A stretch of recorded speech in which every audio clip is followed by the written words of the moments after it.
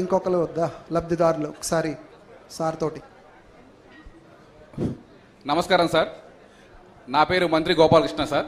మాది కుకునూరు మండలం కివ్వా గ్రామం సార్. నేను పోలవరం నిర్వాహితుంది సార్. సార్ మేము గత 5 సంవత్సరాలు కూడా వరదల్లో ప్రతి జూన్ వస్తుందంటే సార్ తాత్కాలిక పునరావాస కాలనీలకి వెళ్ళలేక వ్యవసాయాలు చేసుకోలేక, వ్యవసాయం చేసుకుంటే మళ్ళీ వరదొచ్చి ఈ ముంపుతో అనేక రకాల ఇబ్బంది పడ్డాం సార్. సార్ మాకు ఒకటే నమ్మకం సార్, 5 సంవత్సరాలు చూసాం జగన్మోహన్ రెడ్డి గారు గత ఇస్తారేమో అని చెప్పి ఆశపడ్డాం. ఎందుకంటే సార్ మేము నిర్వాహిస్తున్నాం కదా, నమ్మేశాం సార్. కానీ ఒకటే గుర్తు సార్, మాకు గతంలో ఎకరానికి 1,15,000 2017 ముందు ఇచ్చారు సార్. మీరు ప్రభుత్వంలో వచ్చిన తర్వాత 2017లో 1,15,000 10 రెట్లు పెంచి 10 లక్షల పరిహారం చేశారు సార్. అదొక్కటే మాకు నమ్మకం సార్. బాబు గారు వస్తారు, మాకు R&R ప్యాకేజ్ ఇస్తారు, అప్పుడే మా కష్టాలు తీరుతాయి అనుకున్నాం సార్. మేము ఊహించలేదు సార్. మీ ఊహించకుండానే వ్యక్తిగత ప్యాకేజీ 6,36,000 పడ్డాయి సార్. అదేవిధంగా మా కాలనీలు కూడా కేటాయించారు సార్. ఇంతే కాదు సార్, అనేక రకాలుగా మేము వరదల్లో ఇబ్బంది పడుతుంటే మా ఎమ్మెల్యే చిరి బాలరాజు గారు కేవలం సింగిల్ టీషర్ట్ వేసుకొని వారం రోజులు నిద్రాహారాలు మానేసి మాకు దగ్గరుండి అనేక రకాల కూరగాయలు కానీ నిత్యావసరాలు కానీ పంపిణీ చేశారు సార్. అది సార్ ఇదే విధంగా మా ప్రభుత్వం వచ్చిన తర్వాత మాకు నమ్మకం ఏర్పడింది సార్. మేము తెలంగాణ నుండి విలీనమయ్యాం సార్. ఎందుకు విలీనమయ్యాం అనుకున్నాం సార్, మీరు ఉన్నారు కాబట్టి ఒక ధైర్యంతో ఈ రోజు మీ ముందుకు వచ్చి మాట్లాడి ధన్యవాదాలు చెప్పుకోవడానికి సంతోషిస్తున్నాను సార్. సార్ ఈ చిన్న సమస్యలు మా మండలంలో మిగిలిపోయినాయి ఏంటంటే సార్, కొన్ని మిగిలి భూములు ఉన్నాయి సార్. అంటే గత ప్రభుత్వాల వల్ల కాంటూర్ లెవెల్ పెట్టి 41, 45 కాంటూర్లు పెట్టి కొన్ని మునిగిపోయే గ్రామాలు కూడా అలానే మిగిలిపోతున్నాయి సార్. ఆ మిగిలిపోవడం వల్ల వాళ్ళు ముంపులో వస్తున్నారు సార్. మళ్ళీ జూన్ వస్తే ఆ లెక్కల వల్ల మళ్ళీ ముంపు సార్. అదేవిధంగా సార్ మాకు 2017లో సర్వే చేసినప్పుడు సార్ ఒక్కొక్క వ్యక్తికి 18 సంవత్సరాలు కట్ ఆఫ్ డేట్గా పెడితే ఆ రోజు ఒక నెల తక్కువ పరిహారం ఇవ్వలేదు సార్. కానీ ఈ రోజు ఆ వ్యక్తికి పెళ్ళి 25 సంవత్సరాలు అయింది సార్. ఖాళీ చేస్తున్నాం సార్, కానీ వారికి కూడా ప్యాకేజీ వచ్చేలాగా చూడండి సార్. ఆ మిగిలి భూములు కూడా అలాగే ఉన్నాయి సార్. తర్వాత సార్ మాకు 6 నెలలు వరద ముంపు ఉండటం వల్ల వలస బాధితులు మేము ఇటు జంగారెడ్డిగూడెం అటు వెళ్ళి ఉపాధి కోసం అక్కడ బతుకుతాం సార్. ఎందుకంటే సార్ మాకు ఉపాధి ఉండదు సార్. ఆ ఉపాధి ఉండటం వల్ల నాన్ రెసిడెంట్ అని పేర్లు పెట్టి రిజెక్ట్ జాబితాలో మా పేర్లు పొందుపరిచారు సార్. అవి కూడా మీరు మమ్మల్ని నాన్ రెసిడెంట్ ఉన్న పేర్లన్నీ చేసేలా క్లియర్ చేయండి సార్. మీరు నమ్ముతున్నాం సార్, మీరున్నారని, నిర్వాహితుల వరకు బాధ్యతలు చేస్తారని అన్ని విధాలుగా మేము సంతోషం వ్యక్తం చేస్తున్నాం సార్. ముఖ్యంగా మా పోలవరం 7 మండల నిర్వాహి తరపున మీకు మరొకసారి పాదాభివందనాలు సార్. Thank you sir. అలాగే మన ప్రాజెక్ట్ ప్రవాస నిరసన మరొకసారి మాట్లాడిస్తాం. గట్టిగా మాట్లాడు. గౌరవమైన ముఖ్యమంత్రి గారికి నమస్కారాలండి. నా పేరు రమాదేవి, కుకునూరు మండలం కివ్వాక. మాకు కూడా R&R పడ్డాయి, మంచిగా సంతోషంగా ఉన్నాం సారు. రోడ్లు మెయిన్ సీసీ రోడ్లు పోసారు, మంచిగా ఇంటింటికి కూడా పైపులని అన్ని అనుకూలంగా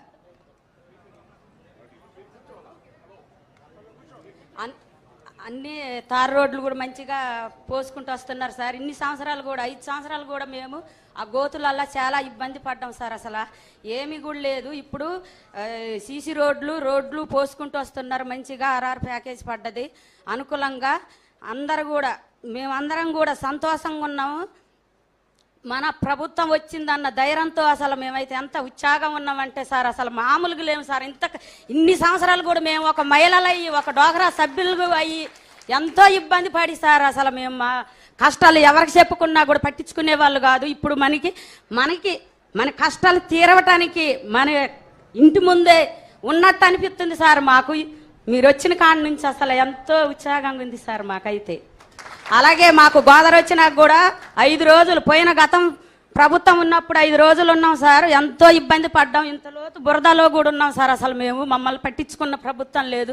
మన ప్రభుత్వం వచ్చిన కాడి నుంచి కూడా మంచిగా ఎవరైనా కూడా మనోళ్ళు, మన మహిళలు, మనోళ్ళు, మన కుటుంబం వచ్చిన కాడి నుంచి ఒక కుటుంబంలాగా మమ్మల్ని అందరినీ ఆదుకుంటున్నారు సార్. మాకెంతో సంతోషంగా ఉంది సార్. ఎప్పుడు మీరు రావాలని మేము కోరుకుంటున్నాం సార్.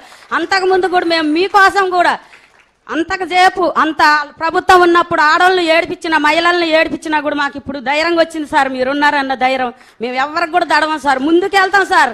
వాళ్ళు బటన్ నొక్కి చూపెట్టారు సార్, మేము మహిళలు బటన్ నొక్కి చూపెట్టాం సార్. ఆయనకే చేత వద్దు అనుకున్నారు సార్, మేము చూపెట్టాం సార్. అలాగే మా కుకునూరు మండల అధ్యక్షుడు కూడా మంచిగా గోదావరి వచ్చినప్పుడు కూడా పేదోళ్ళకి భోజనాలు వండి పెట్టారు సార్. మాకైతే ఎంతో ఉత్సాహంగా ఉంది సార్. మాకు అసలు ఎమ్మెల్యే గారు వచ్చారు సార్, శ్రీ బాలరాజు గారు కానీ ఇంటింటికి కూడా తిరిగి చెప్పారు. అలాగే బొరగన్ సీన్ గారు వచ్చారు ఇంటింటికి. అసలు మన ప్రభుత్వం లేనప్పుడు కూడా వాళ్ళు ప్రభుత్వం ఉన్నప్పుడు ఎవరు చెప్పలేదు సార్. అప్పుడు కూడా మనోళ్ళే వచ్చారు సార్. ఇప్పుడుకైనా మనోళ్ళే ఉన్నారన్న మాకు ధైర్యంతో మేము ఎవరికి కూడా దడవం సార్.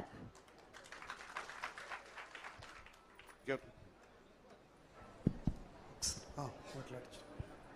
సార్ నమస్కారం సార్. మేము రంపచోడవరం నియోజకవర్గం కోనవరం మండలం సార్. సార్ 2022 గోదావరిలప్పుడు మీరు ఎటపాక మొదలుకొని విఆర్పురం 3 మండలాలు నిట్ట ఎండలో మా కోసం ఎంతో చేశారు. బాబు మా కోసం ఉన్నారని చెప్పి ప్రతి ఒక్కడు మీరిచ్చినటువంటి స్ఫూర్తితో మేము తెలుగుదేశం పార్టీని గెలిపించుకోవడం జరిగింది.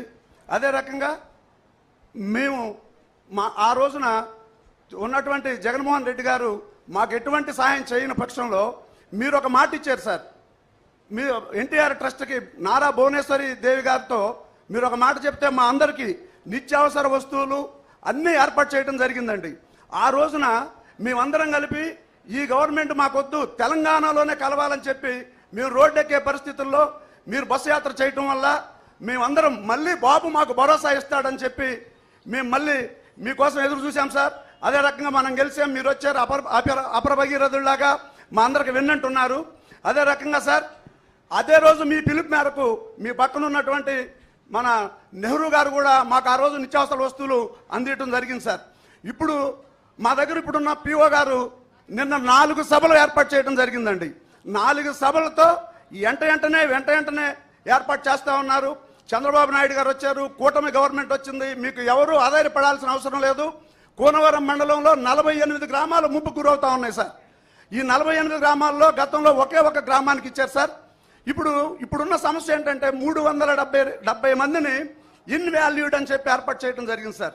అంటే ఇప్పుడు నేనుంటే నా పిల్లగాడు భద్రాచలంలో ఉద్యోగం చేసుకుంటా ఉంటే ఆ ఉద్యోగం చేసుకున్నాడని చెప్పి కోనవరంలో లేడని చెప్పి ఇన్వాల్యూడ్లో పెట్టారు సార్. తమరు దయచేసి మా మండలాలు దయచేసి ఆలోచన చేసి, అంటే రేషన్ కార్డు అక్కడే ఉంది, ఆధార్ కార్డు అక్కడే ఉంది, ఓటింగ్ కూడా అక్కడే ఉంది సార్. కానీ ఒకే ఒక కారణం మీద కొంచెం మాకు ఇన్వాల్యూడ్లో పెట్టారు సార్. మా పిఓ గారు చాలా యాక్టివ్గా ఇప్పుడు నిన్న మొన్న చాలా యాక్టివ్గా పనిచేస్తూ ఉన్నారు సార్. దయచేసి మాకు ఒక అవకాశం కల్పించాలని కోరుతా ఉన్నాం సార్. ఇంకో చిన్న సమస్య ఏంటంటే సార్ 2008లో మాకు ల్యాండ్స్ ఇచ్చారు సార్.